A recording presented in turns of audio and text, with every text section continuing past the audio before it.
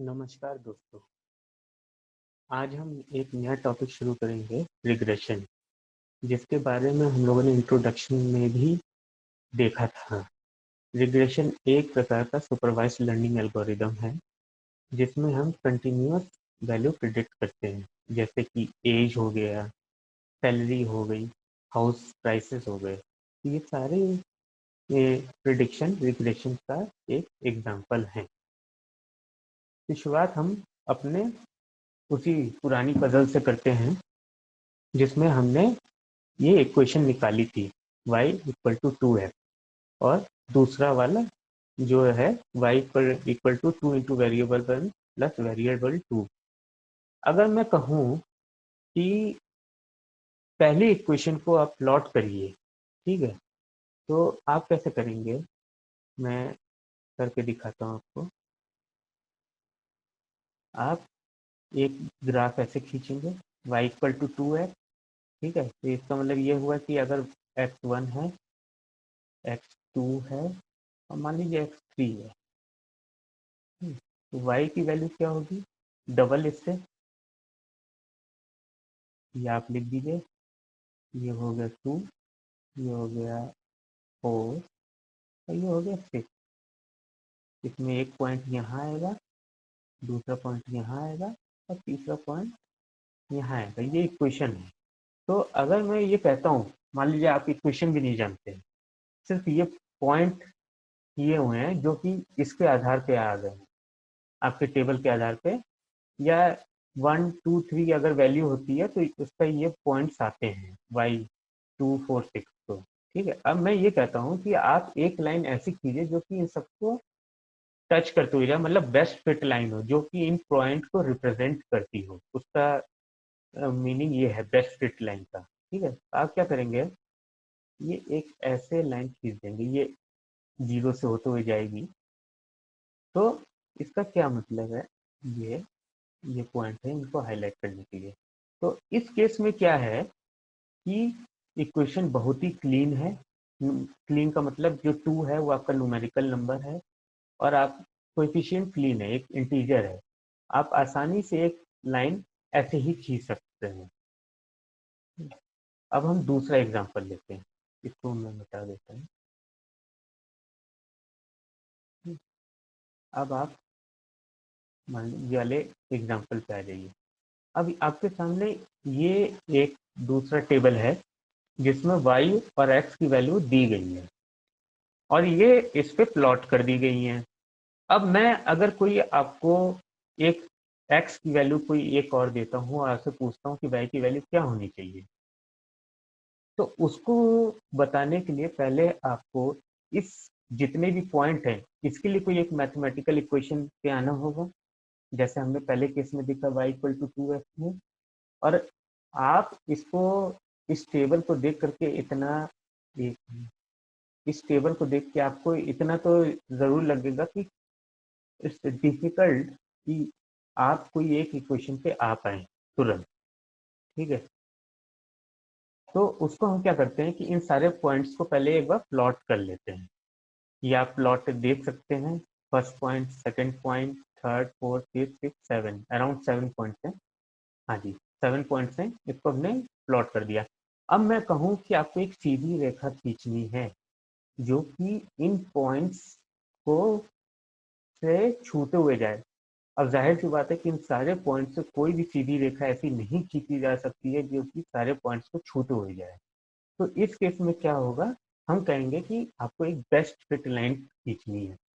Best fit का मतलब जो सबसे बढ़िया तरीके से इन पॉइंट्स को फिट करती हो, मतलब वो रेखा इन सारे पॉइंट्स के सबसे नजदीक हो।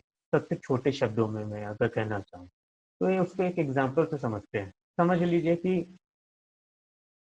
किसी ने, मैंने 2 लाइन खींच दी, ठीक है, एक रेड ऐसे खींच दी, और एक दूसरी खींच दी मैंने ऐसे। ठीक है, अब मैं इसमें कहूँगा ये थोड़ी सी लाल वाली सीधी नहीं है, तो उसको मैं मिटा देता हूँ, और इसको फिर से खींच देता हूँ, लाल वाली को। अब मैं इससे कहूँ कि इन दोनों लाइन में बेस्ट फिट लाइन कौन सी, बेस्ट फिट नहीं, इन दोनों में बेटर लाइन कौन सी है, ये लाइन 1 है, ये लाइन 2 है। तो जाहिर सी बात है कोई भी देखेगा तो सीधे कहेगा कि लाइन 2 इन पॉइंट, लाइन 1 से ज़्यादा बेहतर है, क्योंकि इन पॉइंट्स के नज़दीक लाइन 2 ज़्यादा है। ये आपने देखते ही बता दिया। ठीक है, अब मान लीजिए मैं इन दोनों लाइन को मिटा देता हूँ। ये एक बहुत सिंपल सा तरीका था समझने का कि लाइन आपके सामने खींच दी गई है, आप उसमें से बताइए कौन सी लाइन है। ये लाइन 2 थी, ये हमने देखा था कि ये लाइन 1 से बेटर है। ठीक है, अब इसको और बेटर करने के लिए क्या किया जा सकता है? जाहिर सी बात है आप एक लाइन यहाँ खींच सकते हैं कि ये ज़्यादा बेटर है, या यहाँ पर खींच सकते हैं। सिर्फ क्या विजुअलाइजेशन से हम पता लगा सकते हैं देख करके कि कौन सी बेस्ट है? जब दो लाइनें, जैसे ये लाइन अगर मैं 3 कह दूं, ये 4 कह दूं, तो इनमें थोड़ा बोलना डिफिकल्ट हो जाएगा कि कौन सी ज़्यादा नज़दीक है, क्योंकि ये वाली लाइन इन पॉइंट के नज़दीक है और ये वाली लाइन इन पॉइंट के नज़दीक है, तो थोड़ा सा डिफिकल्ट हो जाता है देख करके कहने में। तो इसके लिए हम क्या करते हैं, क्या करना चाहिए? जाहिर सी बात है कॉमन सेंस वाली जो बात है वो ये होगी कि किसी भी तरीके से हम इन पॉइंट से इस लाइन की दूरी को नापें। जैसे ये दूरी है, इसको हमने नापा, ये एक दूरी ये हो गई, एक दूरी ये हो गई, एक ये, एक एक ये और ये दूरी हम नापें।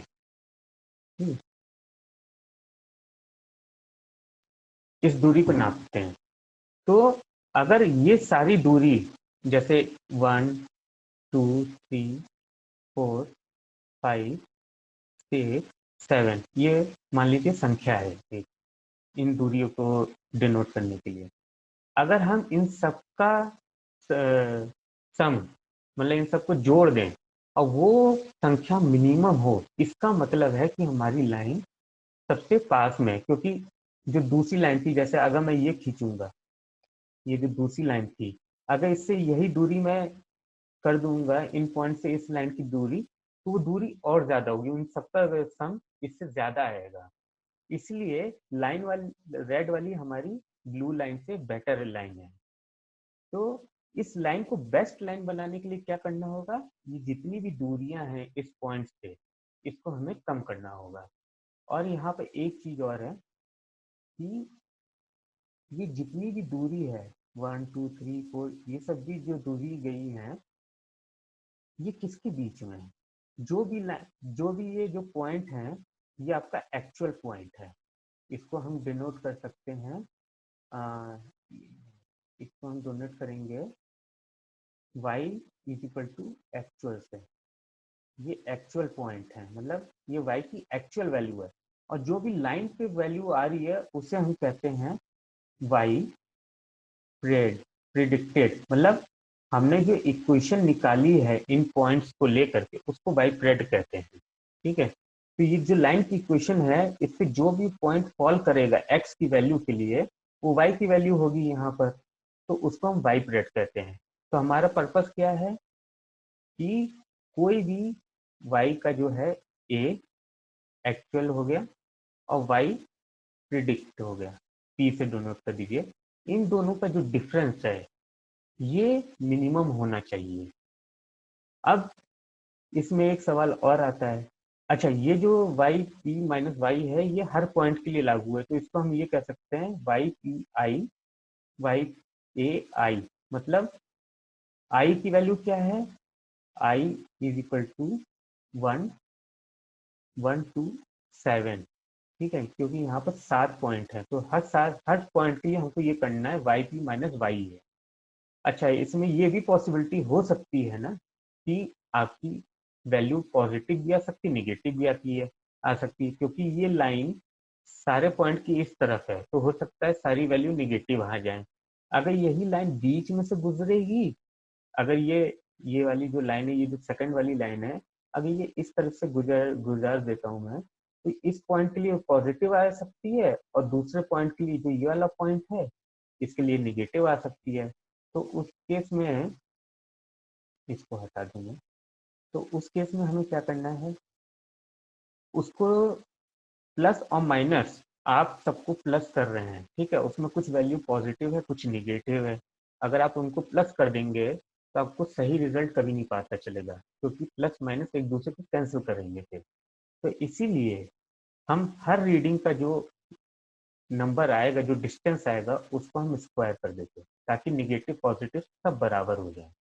तो ये हो गया हमारा हर पॉइंट से दूरी के लिए एक इक्वेशन। ठीक है, इसमें आई की वैल्यू 1 से लेकर के 7 तक है यहाँ पर, ठीक है, क्योंकि 7 पॉइंट्स हैं। इसको n लिख सकते हैं जनरलाइज इक्वेशन के लिए। अब आपने टोटल डिस्टेंस निकाल ली, इसी को हम कहते हैं एरर, इसको कहते हैं हम एरर।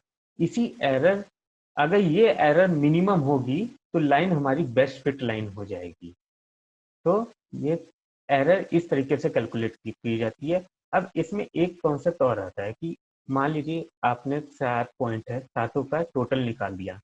अगर इसी एरर को थोड़ा हम एवरेज करना चाहें तो क्या करेंगे? ये टोटल एरर है हमारी सारे सातों पॉइंट का की डिस्टेंस की, इसको हम क्या करेंगे, डिवाइडेड बाई अगर 7 कर देंगे तो एक एवरेज निकल के आ जाएगा कि एक पॉइंट लाइन से लगभग कितनी दूर है, और इस पूरे को हमें मिनिमाइज करना है। तो इस सेक्शन में हमने ये सीखा है कि बेस्ट फिट लाइन के लिए हमें एरर का फंक्शन क्या होता है और उसको कैसे हम एवरेज पर पॉइंट डिस्टेंस निकाल सकते हैं, और इसी फंक्शन को हमें मिनिमम करना होता है। इस सेक्शन में इतना ही। अगले सेक्शन में हम इसी कॉन्सेप्ट को और आगे बढ़ाएंगे। तब तक के लिए धन्यवाद।